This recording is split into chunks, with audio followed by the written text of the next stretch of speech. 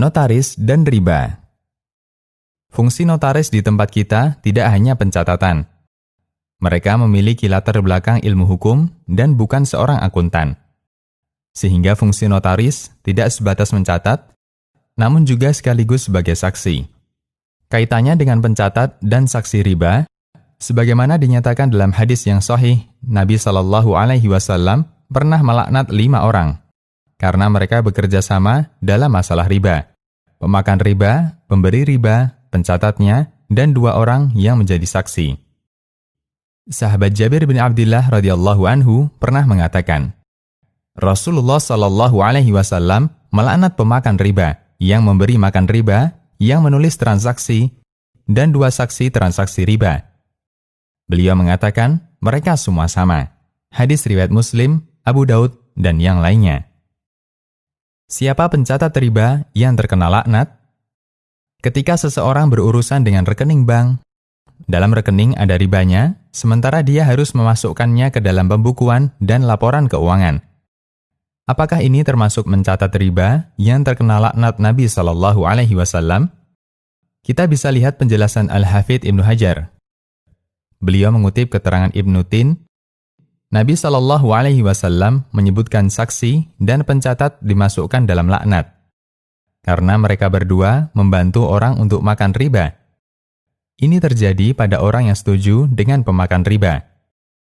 Sementara orang yang menulis riba atau mendengar kisah tentang pelaku riba untuk melihat kasusnya dan mengamalkan yang benar, maka yang semacam ini niatnya baik, tidak termasuk dalam ancaman.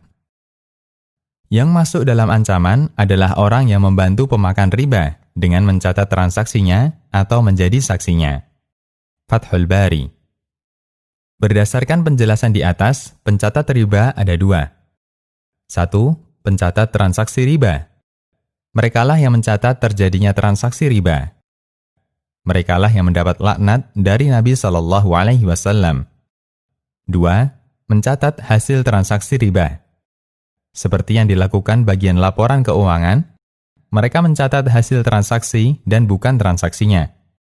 Transaksi riba dilakukan di bank, mereka sama sekali tidak terlibat dalam transaksi.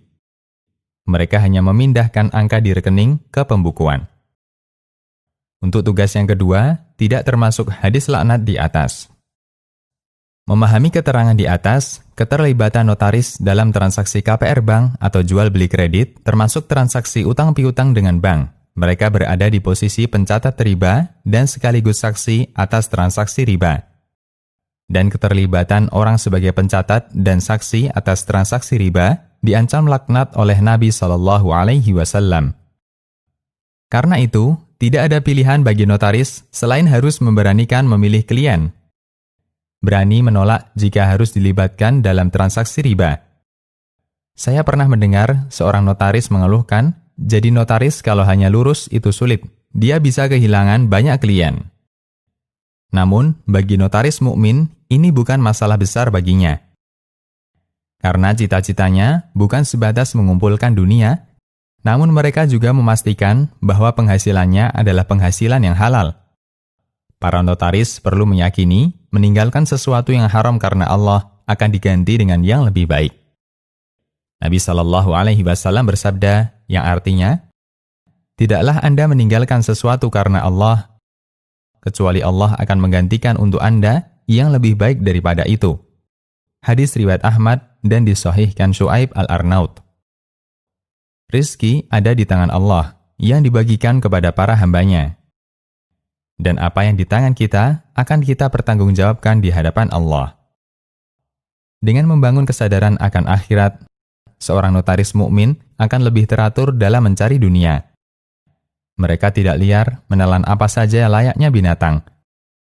Itulah yang membedakan kita sebagai orang mukmin dengan orang kafir.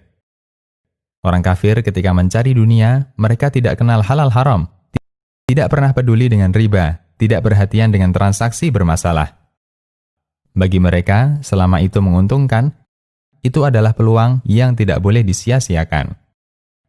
Karena itulah, dalam Al-Quran, Allah memisalkan semangat orang kafir dalam mencari dunia layaknya binatang. Mereka makan, mereka menikmati dunia tanpa pernah peduli apakah itu rumput miliknya atau rumput milik tetangganya. Allah Subhanahu wa Ta'ala berfirman, yang artinya, orang-orang kafir bersenang-senang di dunia, dan mereka makan seperti makannya binatang. Dan jahanam adalah tempat tinggal mereka. Quran Surat Muhammad ayat 12. Tentu saja, kita sebagai Muslim tidak ingin seperti mereka. Meniru karakter manusia yang Allah sebut seperti binatang. Semoga Allah Ta'ala memberikan hidayah bagi kaum muslimin untuk bersabar mencari yang halal, apapun profesinya. Tak terkecuali para notaris di sekitar kita. Demikian, Allahu A'lam. Konsultasi Syariah.